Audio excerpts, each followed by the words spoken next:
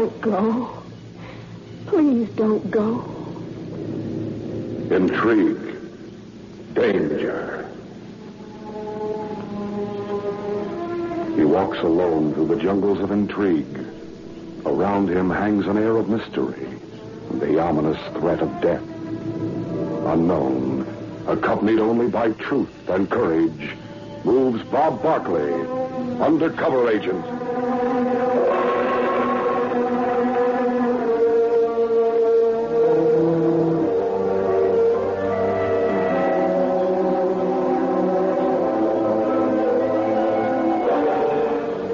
Edward Kimball, head of the government intelligence, sat in his Washington office and listened closely as his distinguished-looking visitor talked.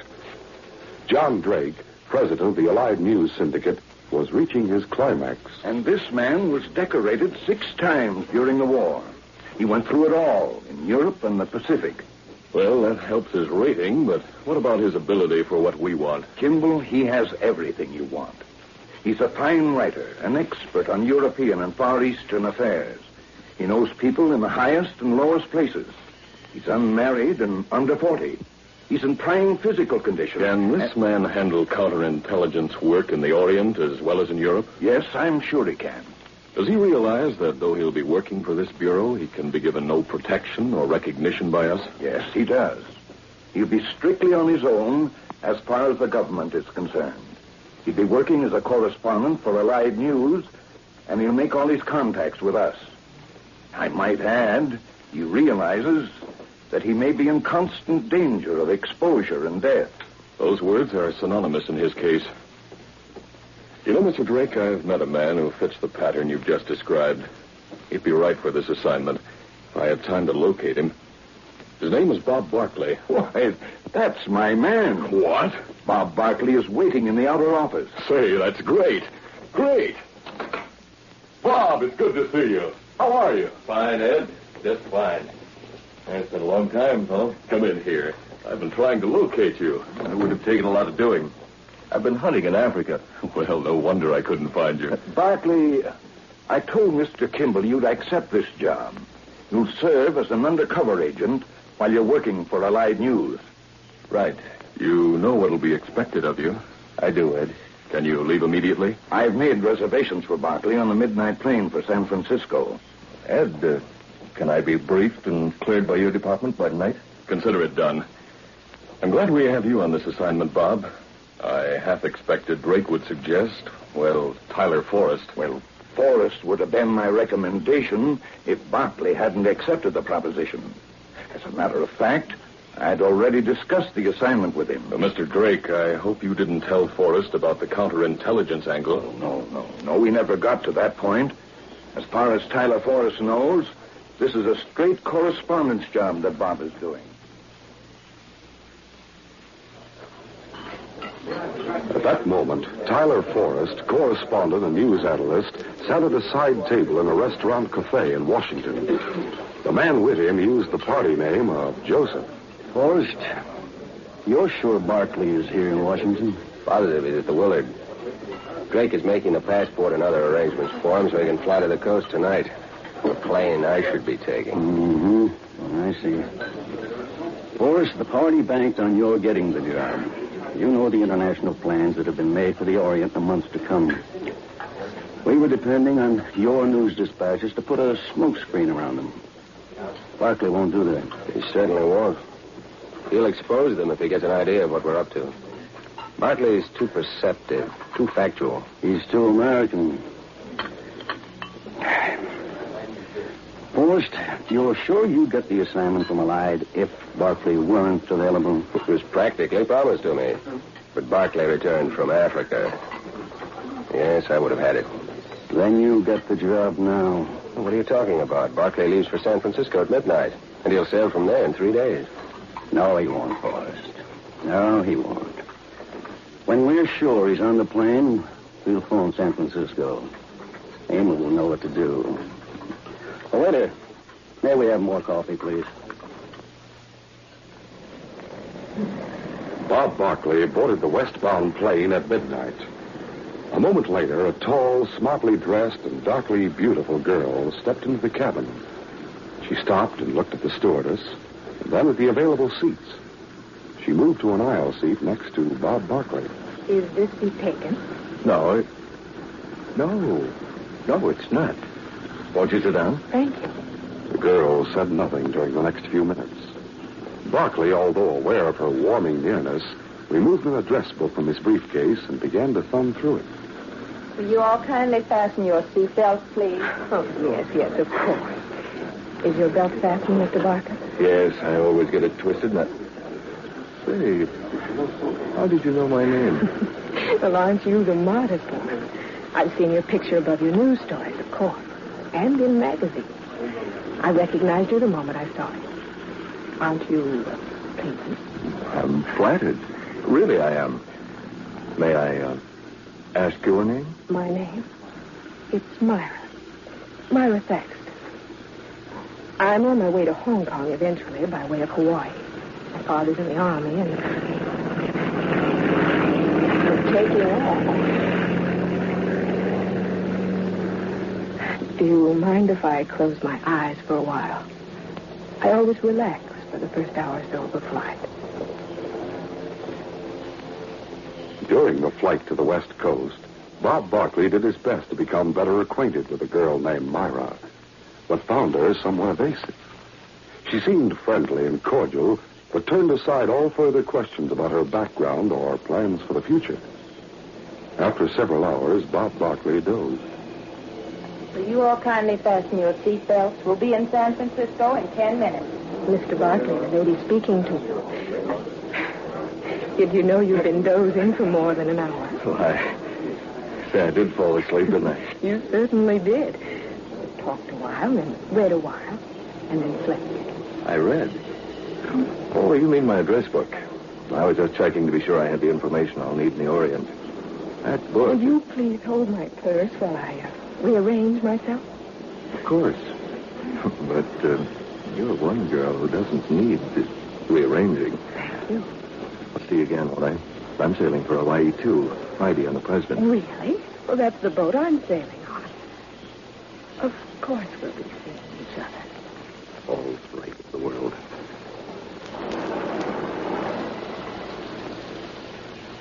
Barkley and Myra Thaxton said farewell at the airport terminal building. He made arrangements for his luggage and then reached into his pocket for his address book. He recalled having placed it there before going to sleep on the plane. But now the book was gone. He returned to the plane and searched carefully on the floor around the seat he had occupied. There was no trace of the book. What could have happened? No, that can't be. That girl? Why would she want it? She had the best opportunity, of course. Yeah, but then there were others on the plane. That fellow with the mustache who brushed against me when I got off. The stewardess. It might be important to a person who knew what the names and remarks meant.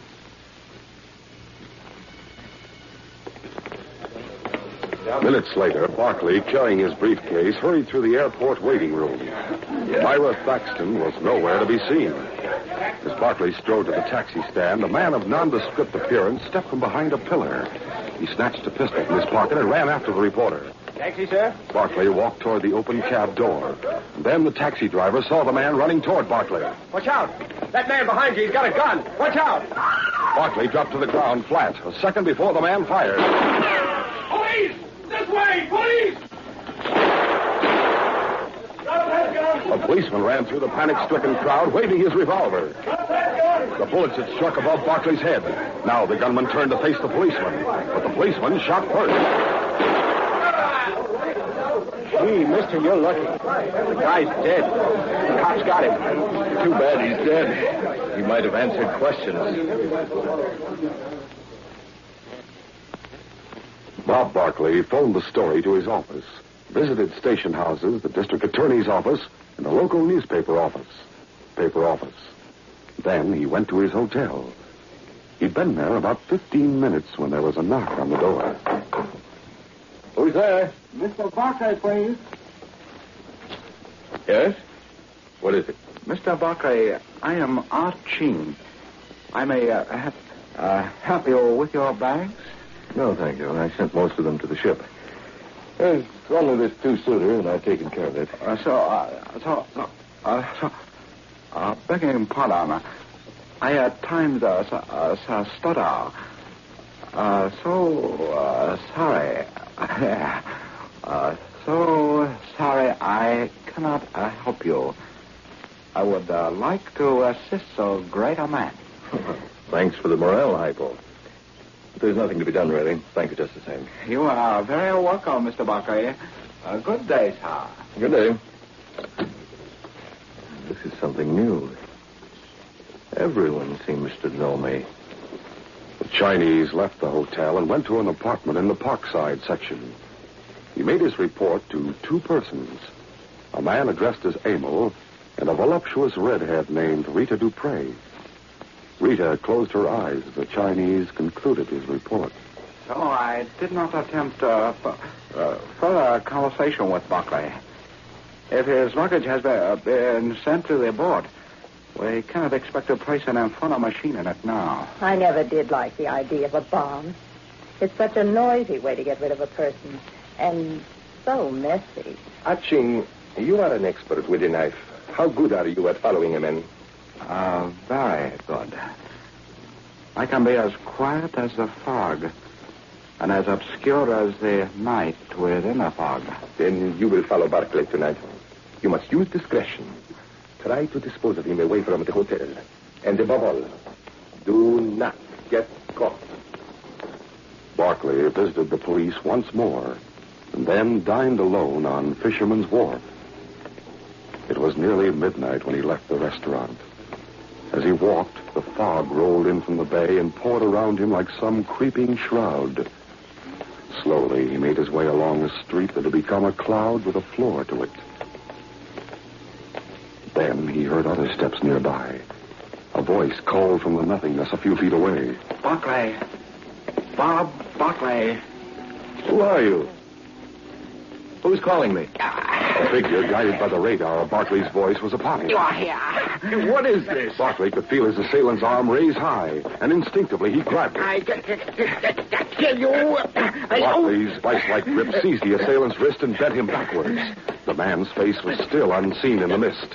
He tried to pull away, but now his other arm was pinioned, and the pain in his knife hand was unbearable. You're breaking my arm. You get me. Barkley gave the man's arm a sudden wrench. The knife fell to the pavement. My wrist. You break it. Yes, I'll hear that.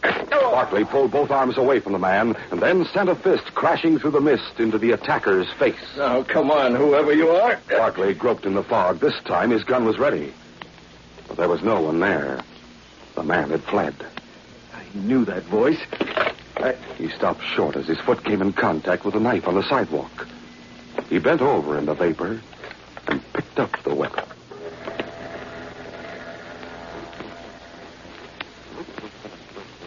Police Lieutenant Brady at headquarters was at a loss. Barkley, how can we know the answer to this if you don't? This is the second time someone has tried to kill you today. Oh, why do they want to kill me? I don't get it. You haven't been able to identify the fingerprints on the knife, huh? They don't show up in our print file. We're checking with the FBI. This dagger tonight was a Chinese type. Now, if you had a Chinese enemy... Wait, Lieutenant.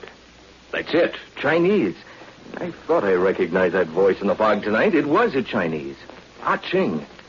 Come with me. We're going to my hotel. But when they went to the hotel, Ching had disappeared. The next day at 6 o'clock Pacific time, Bob Barkley was on the phone with his employer in New York. And Mr. Drake, they've learned that the fellow who was killed after shooting at me is a communist. Or was. One of the goon workers in their dock cell out here. It could be the political angle, but it still doesn't make sense. I haven't been doing any anti-red stories lately. You'd better tell our friend in Washington what I just told you. Tonight? No, I'm going out. I'm going to Chinatown to see an old friend of mine, Tom Wong. Tom knows everything and everyone in Chinatown. Maybe he can give me a lead as to why I'm suddenly the target for a Chinese knife man. Tom Wong was effusive when Bob Barkley entered his restaurant. After an exchange of greetings, he led the newspaper man to the bar. Wong, chubby and genial, raised his freshly poured glass in salute. Mr. Barkley, we do not discuss your problem till we first have this libation. Chinese sage say one time, many years ago... Look, Tom, lay off the Charlie Chan routine and let's get this parade started. Here's how. Skull. I like that skull. Now, what do you want to know? Barkley told of what had happened the night before. And he said his name was Ah Ching, eh? He's a bad one, that guy. But he's not a gangster. What is he? Communist. He's trying hard to divide his own people here like his pals are doing in China. Oh, another one. So that's the angle. Strange.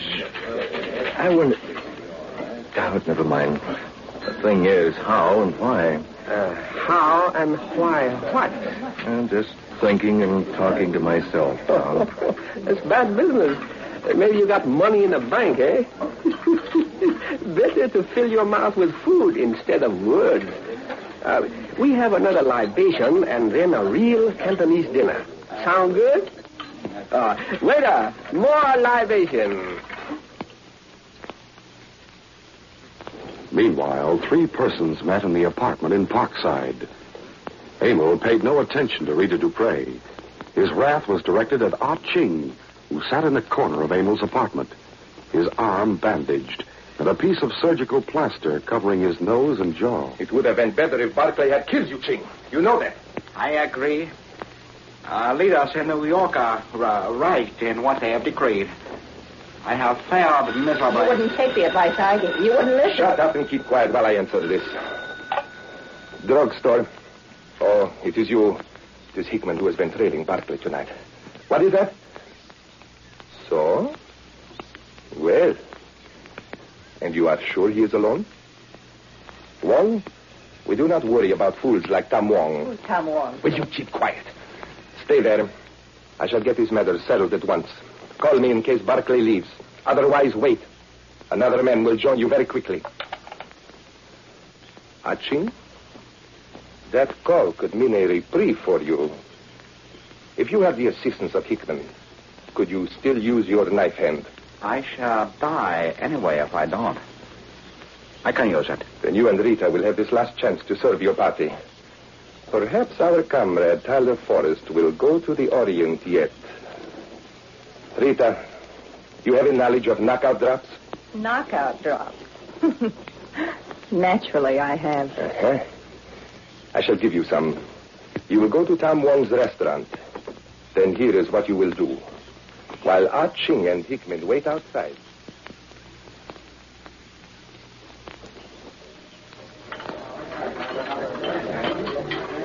It was 2 hours later when Bob Barkley finished dinner. Tom Wong, smiling, wobbled over to the table. You never had Cantonese food like that before, Mr. Barkley. Feel like a libation now? Tom, I couldn't eat or drink another thing. Oh, don't say that, Mr. Barkley. And don't say you have not had your eye on that beautiful girl sitting in the booth across from you. Well, as a matter of fact, Tom, I haven't been noticing her. She's nice. Feel like that type. Oh, you like that type. She wants to buy champagne. She asks if you and I join her and have a little drink of vintage stuff. It's big profit, so I say yes. But to be sure you accept, she sends this little note along to you. Read it, Mr. Barkley. Then you say yes. You're kidding, Tom. You think so? See the way she looks expectantly at you. Then look at this note. I am kidding? Barkley read the note of invitation. He smiled, but there was a cold light in his eyes. Frida Barra over there says she recognizes me, but she's read my stories and my book. You're going to join her like she wants? This entrance play of hers has all the earmarks of a come-on.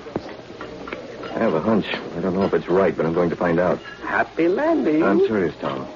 And this is serious, what I'm about to ask you. Go ahead. I'm serious. She hasn't asked me out of the place yet.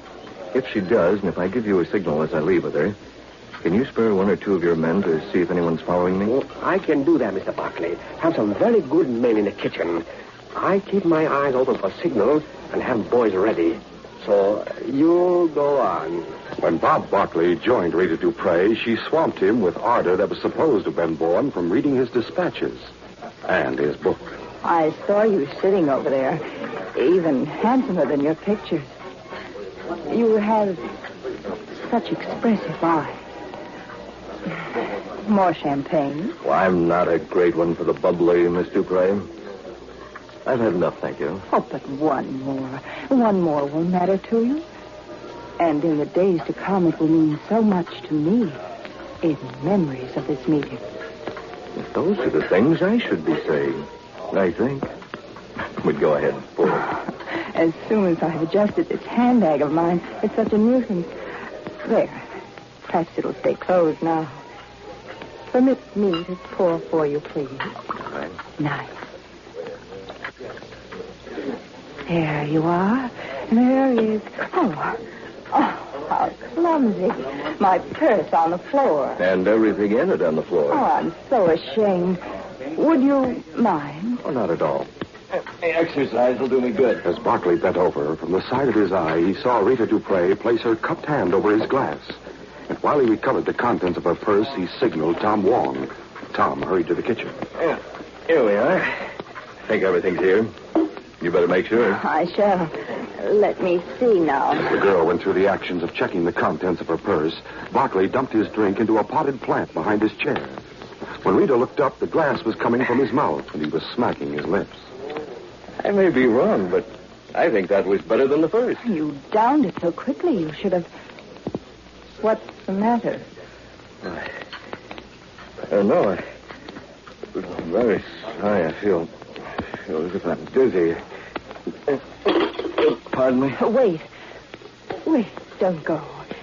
Let me help you out into the air. I don't want to. Oh, I'm sick. Waiter, let me have the check, please. Mr. Barkley has arranged for that, miss. Something wrong? You are leaving? He's not too well. Oh. I'll take him outside for a while and walk him around. Barkley put a hand up to his face and winked at Wong. I'm sick. I gotta go now. Don't bother, waiter. I'll be able to handle him myself. Come along. Steady. As the girl helped Bob Barkley to the street, Tom Wong signaled through the glass panel of the kitchen door. 3 young and well-muscled Chinese came to him. Yes, sir. Get after that girl who's holding on to Mr. Barkley. Follow them without being seen. Make sure nothing happens to him. Yes, sir. Mr. Barkley is a very wise man. But that girl... To spoil good champagne with Mickey Finn. Rita Dupre led the staggering Barkley away from Wong's into a dark spot in the rear of a nearby parking lot.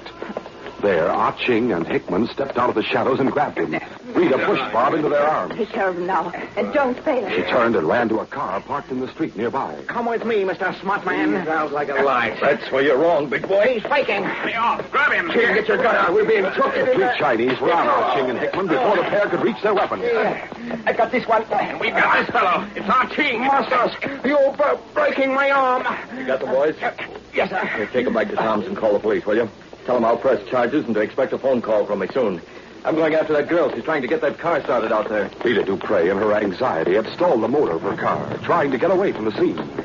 She got it started and took off just a few seconds before Barkley ran from the lot into the street. Taxi. Hold it. Taxi. You see that car turning the corner? Follow it and don't let it out of your sight. There's 10 in it for you if you don't let it get away. It won't get away, mister. Not for a sawbuck.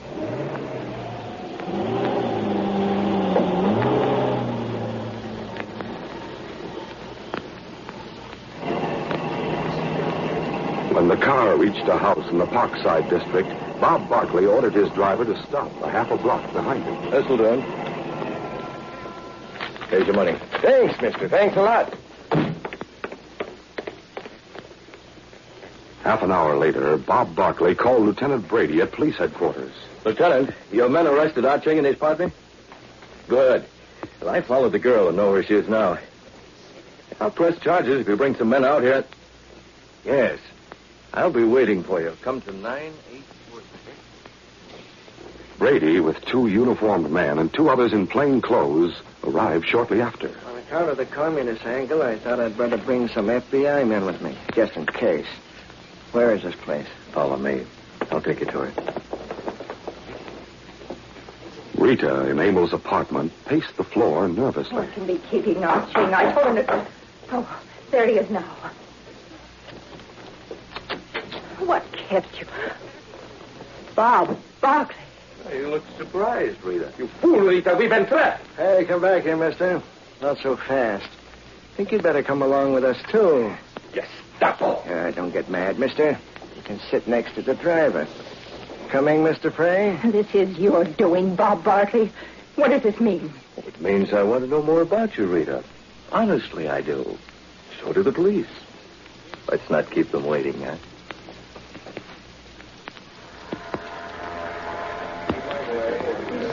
Lieutenant Brady escorted Bob Barkley aboard the Hawaiian-bound boat on Friday. As the boat prepared to leave, he placed his hand on the newsman's shoulder. Well, I'd better be getting ashore. I didn't think it would happen, but I finally got you safely on board. I'm grateful, Lieutenant. But with that whole gang being held in jail, I'd have arrived safely. At least I think I would have. I'm glad I thought of the communist angle. Brought along the FBI men on that raid. This fellow Emil was one of the biggest shots in the international setup. He sneaked into this country to direct the sabotage work on the coast. They have a file on him that big. Well, Lieutenant, I've written all that in my stories. Now tell me something I want to know. Why were they so anxious to bump me off? Maybe they don't want you to go wherever it is you're going. The commies, I mean. No, that can't be it. I'm just a writer, and I haven't begun to grind any axes in my stories yet. I can imagine the time may arrive when they won't want me to come back. But it's for the other... Hey, what are you looking at? Do you see what I see? What? The girl over there standing near the salon? She's the most gorgeous thing ever. Hey, Barkley, where are you going? I know this girl. I'll be seeing you. So long. Bob Barkley, how good to see you. I've been reading about you in the papers.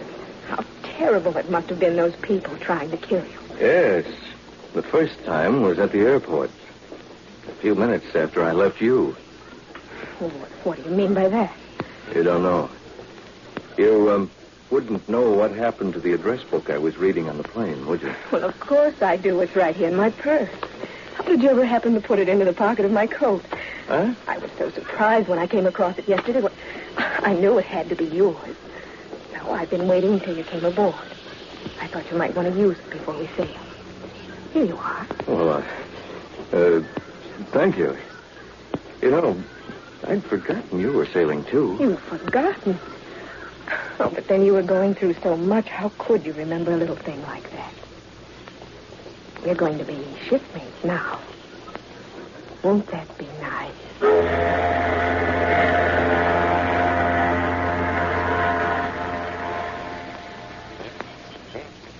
That evening, Bob Barkley's spirits are high. He is to meet Myra for dinner. He opens his stateroom door and takes one step. A shot. A bullet streaks past his head and smashes a lamp behind his back. He ducks back. Then cautiously looks out. On deck, there is no one in sight. Looks as though someone doesn't want me on board this ship. You're right, Bob Barkley. Certain persons don't want you to reach the Orient. They're afraid your news dispatches will expose their greatest plot against freedom-loving people. They want Tyler Forrest to take your place. Who is dogging your footsteps? Who is trying to kill you? I know. Do you? Be sure to hear our next exciting adventure. This is a copyrighted feature originating in Detroit. Created by George W. Trendle, produced by Trendle Campbell Enterprises, directed by Charles D. Livingston, and edited by Fran Stryker. The part of Bob Barkley is played by Jack McCarthy. Your announcer is Jay Michael. This program is brought to you each Wednesday at this same time. Be sure to listen. This is ABC, the American Broadcasting Company.